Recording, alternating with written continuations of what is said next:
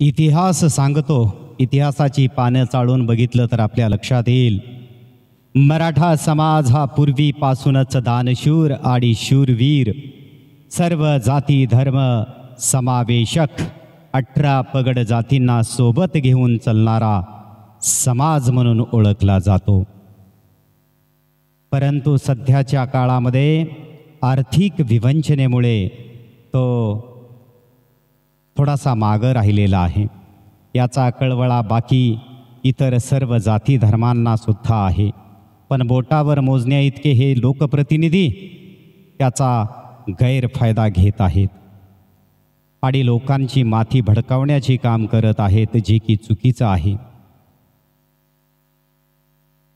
आज मराठा समाज हा आर्थिकदृष्ट्या सबळ आणि प्रगत नसला तरी सुद्धा मनाने खूप श्रीमंत म्हणून ओळखला जातो. ही जाण याची प्रत्यक्ष प्रचिती आपल्याला ग्रामीण भागात गेल्यानंतर निश्चित लक्षात येते.